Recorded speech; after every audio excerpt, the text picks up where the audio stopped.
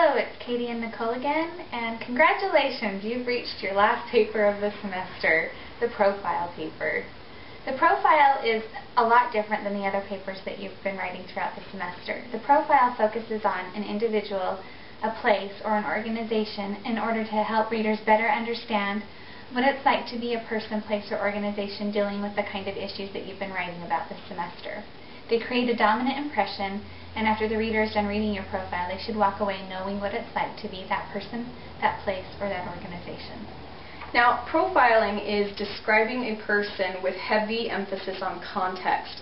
So it's not just talking about a random person because you think they're cool or whatever. You're talking about a person because of the context and how that relates to your research topic for the semester. If you have been writing about immigration and you wanted to, interview an illegal immigrant or interview an immigration officer or something like that, you're going to want to connect your profile very heavily to the topic that you've been writing about for the semester, while still creating a nice impression of the person. It's just that your description of the person and his or her life should revolve around the context as it applies to your paper. Furthermore, excuse me, profiles are not large biographies of that person, place, or organization. They take place in real time often and provide a snapshot of that person, that place, or that organization in a moment in time. And like I said before, that moment in time is often taking place in real time, or at least that's the impression the reader gets as they read your profile.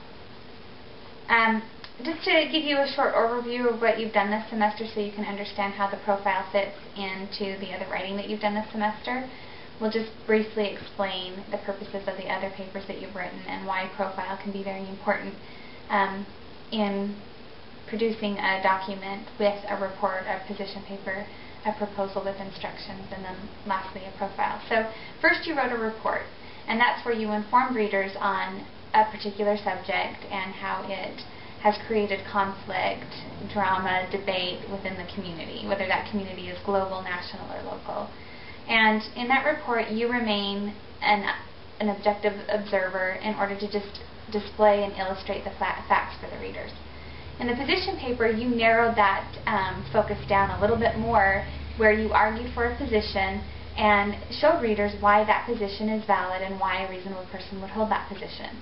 Then in a proposal paper with instructions, you narrowed that down even more to show how there are problems within the subject that you're talking about, and that those problems need to be dealt with in order to change the lives of people, solve the problem, and make, hopefully at the end of the day, life better for people, individuals, organizations, and even communities at large. In the profile paper, you're going to help your readers understand why they should be informed about their subject, why people are having arguments about that subject, why changes or solutions to problems need to be addressed within that subject. The profile paper allows readers to get a glimpse of what it's like to be a person, place, or organization dealing with the problems, the debates, the arguments, and all of the other contexts of your subject matter. And oftentimes this will allow your readers to understand how a problem can connect to people that they might know through the eyes and through the stories that you tell in your profile about your subject matter. So profiles are human interest stories, and sometimes they work better than some of the other genres in helping people understand why a situation needs to be adequately dealt with and as soon as possible. Now, the most important strategies in profile writing pretty much all revolve around creative writing. This is your chance in the semester to get really creative with the way you use your words and have a little bit of fun with your writing. First and foremost is description. We want to know all about this person or this organization that you're profiling. Get detailed about what they look like, where they're sitting, what their house looks like, or what the organization itself looks like. Just do some good description to give your readers some visual imagery to work with. After that, you need to do some observation. Show us that you observe different characteristics about this person or different things about this organization that you're talking about, and go ahead and give interesting details about this person's demeanor, characteristics, mannerisms, anything like that. If you're doing an organization, what's going on within the organization, who is doing what, why are they doing it, what are the fundamentals of the organization, How is it connected to the subject that you've been discussing throughout the semester and informing, arguing about, and proposing changes for? If you're doing it on a place, what does the place look like? Who lives in that? Who lives in the place? What has happened to the place? How is it connected back to your subject matter? And always remember that you're not providing a biography of the entire life of the person, place, or organization. You're providing a snapshot of that person, place, or organization in real time. And that snapshot, of course, should be framed in the context of what it is that you've been talking about. So you want to focus on this person and get a little bit creative and show some interest in this person. At the same time, realizing that the ultimate goal of your paper is to illuminate a problem. You're not just talking about a person, you're illuminating a bigger problem around them, and it's the problem that you've been writing about all semester. So keep that focus in mind, because you have two goals in here. One, to feature the person or the organization and show what it's like dealing with this situation, and at the same time convincing readers about this problem's significance and why it needs to be dealt with. So one thing that you really need to do in your profile is use a lot of quotations from the person that you interview.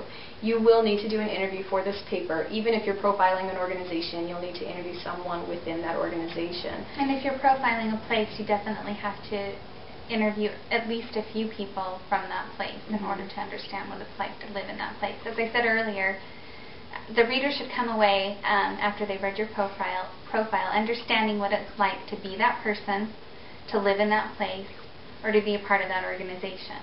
So you're providing an insider's view. If you don't show, not tell, show readers by using scene, setting, dialogue, very vivid description, and of course quotations from the people that you've interviewed, you're not going to provide that insider's view. So keep in mind that you have to show readers what it's like to be your subject matter, not tell them. And we'll get into that a little bit more as you work on some of the posts for this section.